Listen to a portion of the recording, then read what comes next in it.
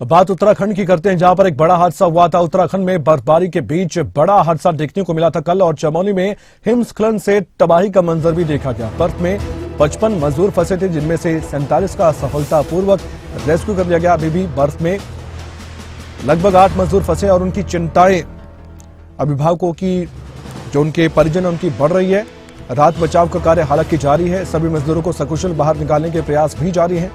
मुख्यमंत्री धामी पूरी नजर बनाए हुए हैं इस हादसे के बाद से।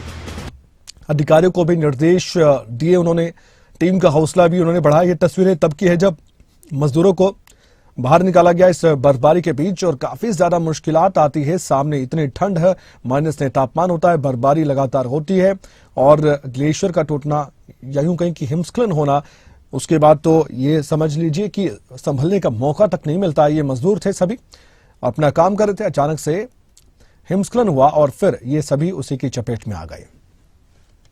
और ये मुख्यमंत्री पुष्कर सिंह धामी की तस्वीर आप देखिए। एरियल सर्वे किया उन्होंने, और यहां पर एरियल सर्वेक्षण करते हुए, यानी कि उन्होंने हेलीकॉप्टर में सवार होकर फिर पूरे इलाके का जायजा लिया कि वहां पर क्या हालात हैं।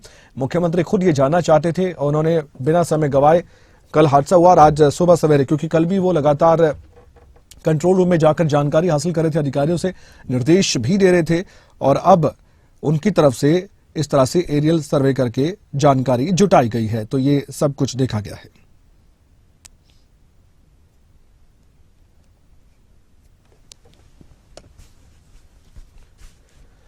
और साथ ही मुख्यमंत्री पुष्कर सिंह धामी की तरफ से लगातार जानकारी जुटाई जा रही है, और जिनका रेस्क्यू किया गया है, जिन मजदूरों को बाहर निकाला गया है, उनसे भी मुलाकात करने के लिए मुख्यमंत्री पुष्कर सिंह धामी पहुंचे हैं। तस्वीरों के माध्यम से ये भी हम आप तक जानकारी पहुंचा रहे हैं।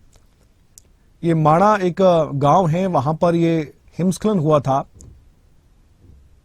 और जहां पर ये हिमस्खलन हुआ वहां से रेस्क्यू किए गए मजदूरों को भी बचाया जा रहा है, और उनको बचाकर अस्पताल में ले जाया गया है। उनसे बातचीत करने के लिए खुद मुख्यमंत्री पहुंचे, उनका हाल जानने के लिए। फिलहाल तो कई जो मजदूर हैं उनकी हालत काफी गंभीर है। किसी भी तरह से कोई भी साधन हो उसका प्रयोग किया जा रहा है, मुख्यमंत्री ने साफ कहा है। और आप देख सकते हैं किस तरह से यहाँ पर सुरक्षा बल के जवान हैं, आईटीबीपी के जवान भी बताया गया है कि वो भी रेस्क्यू में लगे थे। एसडीआरएफ की टीम भी जाहिर तौर पर लगी रही थी, क्योंकि उनका तो काम ही यही है। साथ ही एनडीआरएफ की टीम भी लगी हुई है, उनका भी काम यह है कि कहीं भी कोई भी डिजास्टर आए तो तुरंत वो टीम मौके पर पहुंचे। अलग अलग जगह पर ये टीमें तैनात रहती हैं। तो कल बिना समय गंवाए इन टीमों ने अपना काम किया है। मुख्यमंत्री पुष्कर सिंह धामी जो कि पहुंचे हैं, मजदूरों से मुलाकात की है और उनके स्वास्थ्य का हाल भी जाना है। ये सब कुछ हमने देखा।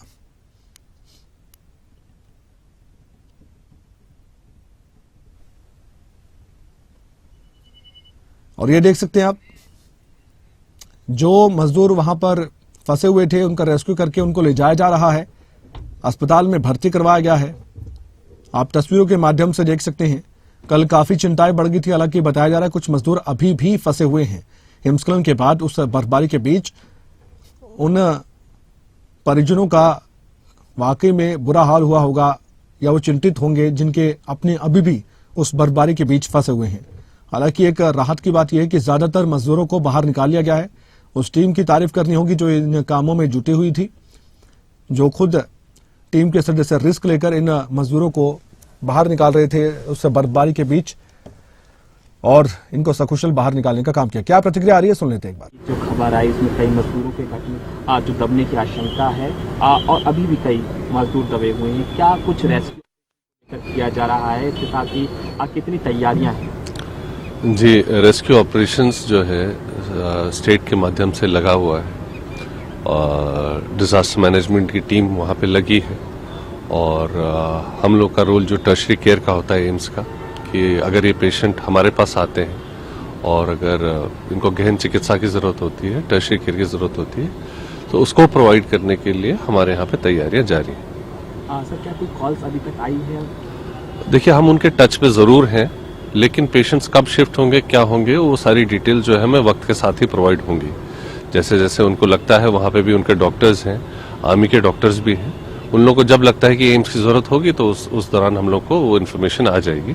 वो चैनल्स हमारे ओपन हैं। सर हेलीपैड के द्वारा यहाँ पर लाया जाता है पेशेंट्स को, तो कितने पेशेंट्स को लाया जा सकता है, कितनी व्यवस्था है उसको लेकर, क्या इमरजेंसी में भी किसी हेलीकॉप्टर का जुगाड़ किया जाता है?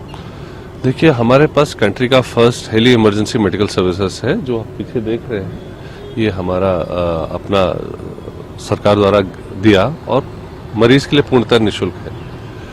इसमें हमारे पास सूचना प्राप्त होने के दौरान तुरंत ही हम लोग पेशेंट का कॉम्पोजिशन के हिसाब से, पेशेंट का जो परेशानी है उसके हिसाब से टीम का कॉम्पोजिशन डिसाइड हो जाता है, वो पहुंच जाते हैं। जब बहुत ज्यादा एक्सीडेंट हो या किसी जगह बहुत ज्यादा इश्यूज हो तो मैक्सिमम लोग हमारे यहाँ से एक्सपर्ट्स जाते हैं और जो पेशेंट शिफ्ट करना वही भेजे जाते हैं।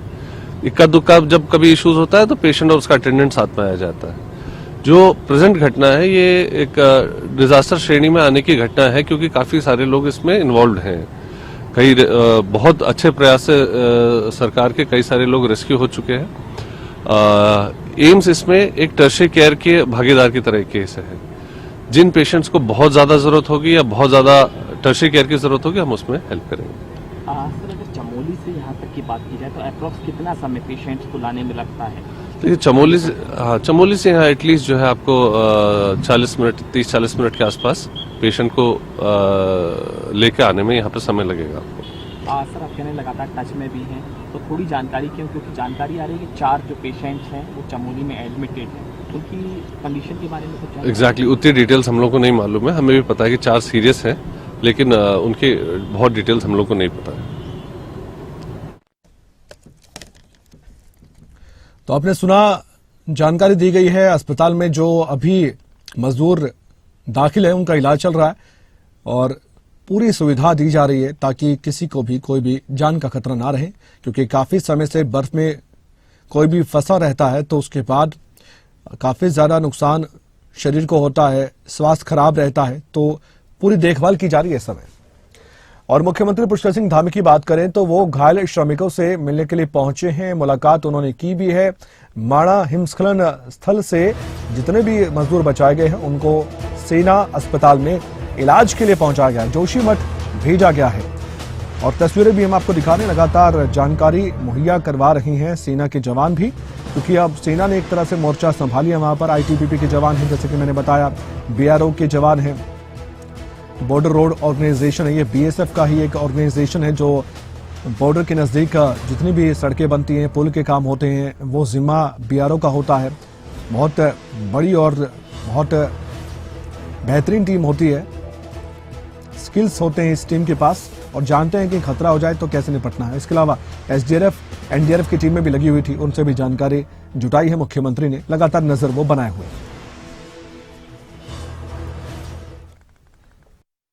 सभी को